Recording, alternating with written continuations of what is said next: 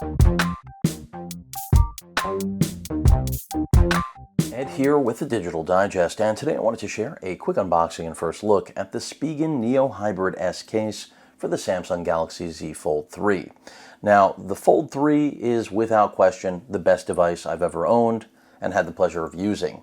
I purchased this, I reviewed the first gen, didn't keep it, purchased the second gen, owned it since day one, and now here in the third gen, Samsung really has outdone themselves, but they kind of screwed us on the case front. No good options in my opinion. I've been using the flip cover case that they made for the S Pen, but I really bought that because it came with it. And at launch it seemed logical. Of course, shortly thereafter I realized it just wasn't going to be a long-term solution. So then when Spigen announced their thin fit case that had a pen holder, I picked that up. But of course the next problem for me was no kickstand. And one of you a few days ago mentioned on my unboxing of this case that another person on YouTube had already demoed that the Neo Hybrid was functional with, of course, this case, therefore giving kickstand capability. And believe it or not, I had already ordered this case with the exact same thing in mind because I was looking at all different back cover protection that incorporated kickstands, but I knew there was only one way to match the fit and finish, and that was going with the Neo Hybrid. So I haven't removed the adhesive yet for this, but we're going to get this out of the box, put it on there, and finally have the best of both worlds. Now, I do think Spigen will eventually make a case that combines these two elements so people do not have to do what I'm doing and others have already done, because it's just far too expensive for what it is. I mean, this ends up amounting to roughly $100 US having been spent for plastic. And that's something we generally leave to Samsung to do, right? I mean, they're the ones that will do that. Then again, Spigen does make some really expensive cases. I think their most expensive case for the Z Fold 3 is around $80. Their most robust protection.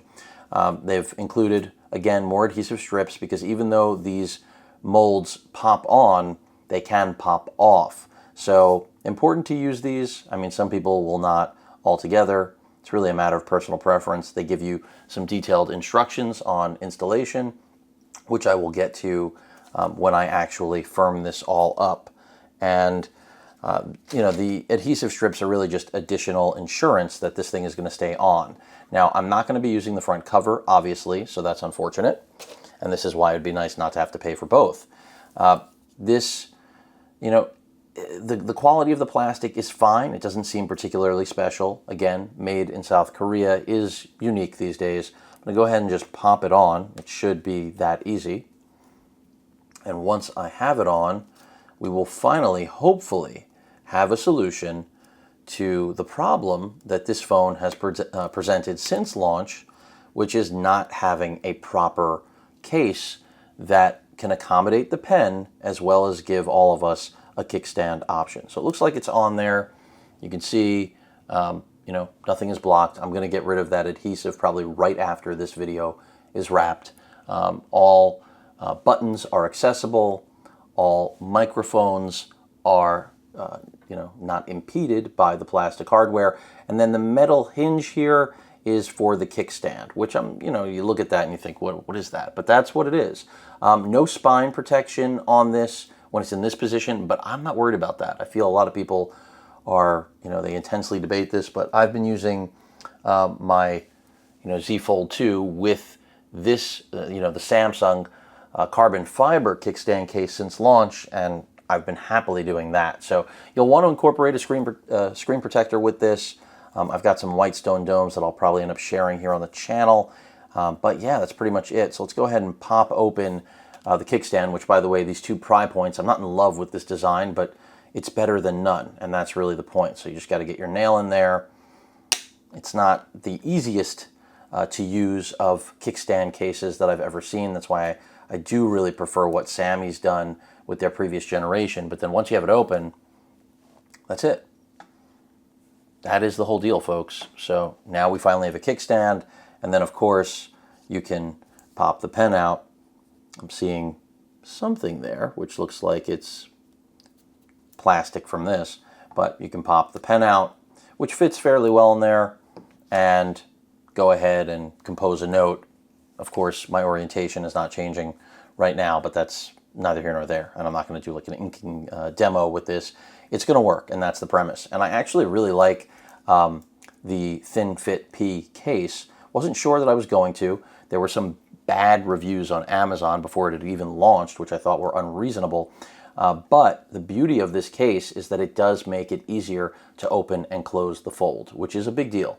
If you're not a fold user, then you don't know that that's an issue. I'm telling you now it is.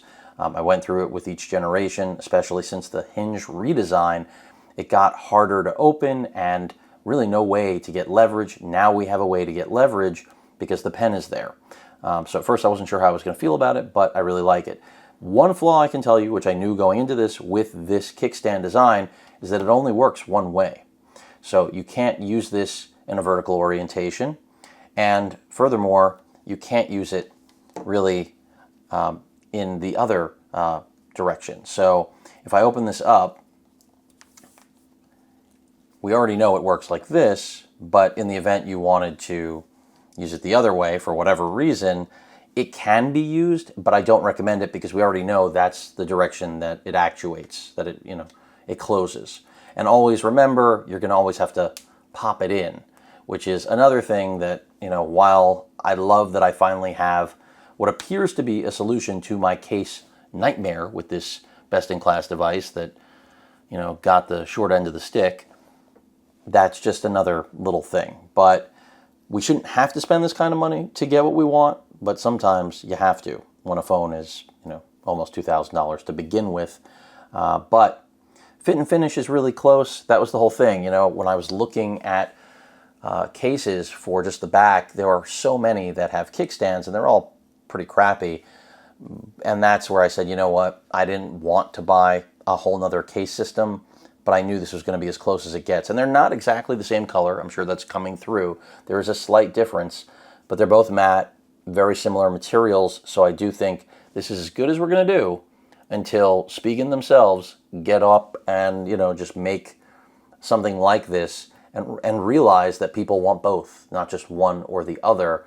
Again, I don't really get the logic, but it looks like this has solved my problem. I now have a solution to the pen and kickstand dilemma in two cases coming together as one. Again, links will be in the description. Thin Fit Neo Hybrid. Seems like we finally have a winner, even though I'm not in love with this design. It is going to solve the problem, at least for the time being. I hope to not buy another one. But like I said, Spigen in a month or maybe less will probably end up launching something else that is more functional than even this one. Any questions or comments, please feel free to post them. Hit that like button. And as usual, please feel free to subscribe. And please stay safe. Later.